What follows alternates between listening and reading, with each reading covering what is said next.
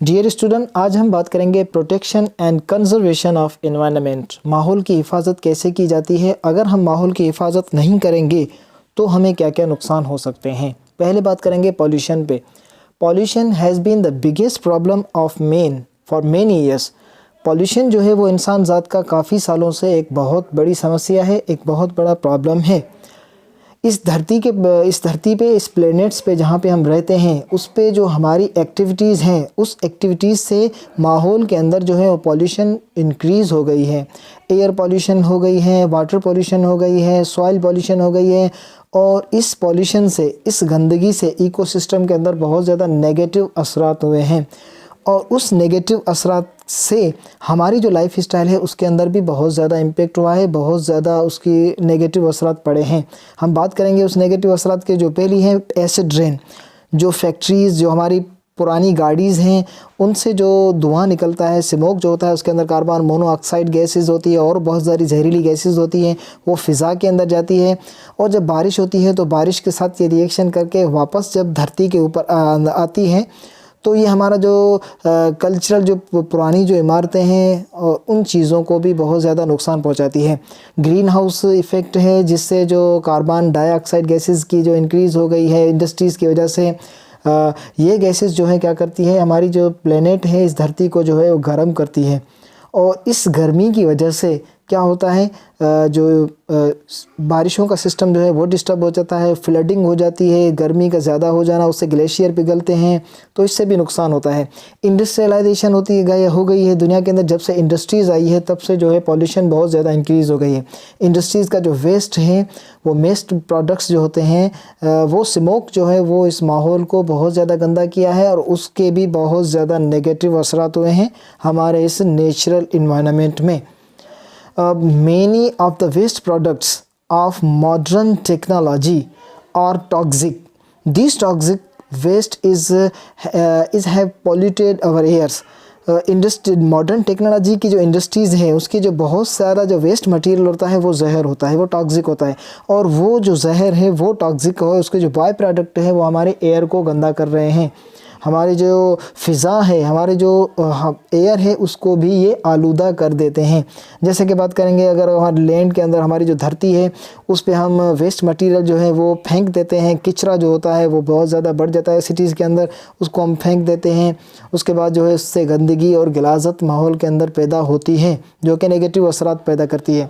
हमारा जो वाटर है, पानी के अंदर हम फैक्ट्रीज़ के वेस्ट मटेरियल जो है वो पानी के अंदर डाल देते हैं। और जो बड़े बड़े जो जहाज़ होते हैं, शिप होते हैं, बहरी जहाज़ जो होते हैं, उसका जो ऑयल वगैरह जो कचरा है वो भी पानी के अंदर जाता है। उससे जो है वाटर का जो इकोसिस्टम है वो डिस्टर्ब होता है और इससे बहुत सारे एनिमल्स जो हैं उनको नुकसान होता है। This threatening not only human life but also other living forms. ये सिर्फ़ और सिर्फ इंसान ज़ात को नुकसान नहीं दे रहे, लेकिन हमारी इस एक्टिविटीज़ से और भी बहुत सारा जो लिविंग ऑर्गेनिज़म्स हैं और भी बहुत ज़्यादा ज़िंदगी को नुकसान पहुंच रहा है, बहुत ज़्यादा नुकसान पहुंच रहा है हमारी इन किस्म की एक्टिविटीज़ से। जैसे इंडस्ट्रियलाइजेशन, इससे तो टेक्नोलॉजी तो बहुत आई है, लेकिन इसके नेगेटिव असरात भी बहुत ज़्यादा पड़े हैं। In this regard, improved and effective biological measures have been taken to identify different sources of pollution and techniques have been devised to help prevent and reduce pollution.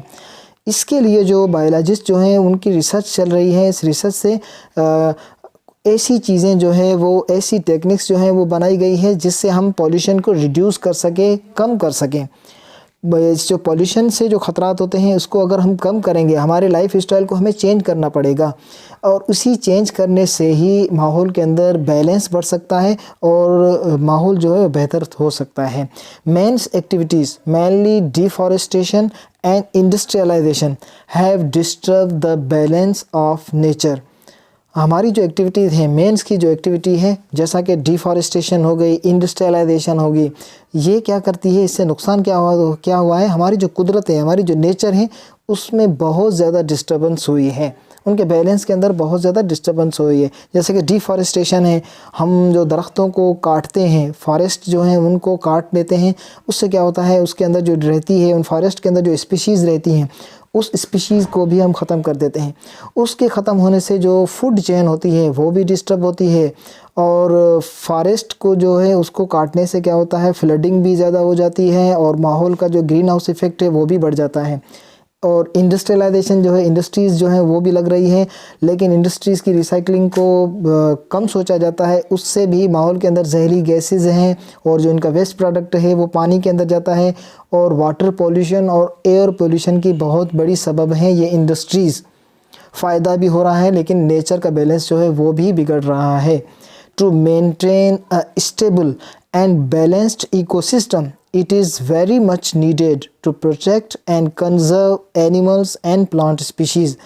इस इकोसिस्टम को बैलेंस करने के लिए बहुत ज़्यादा ज़रूरत है कि हम हिफाजत करें एनिमल्स की और प्लांट्स स्पीशीज़ की।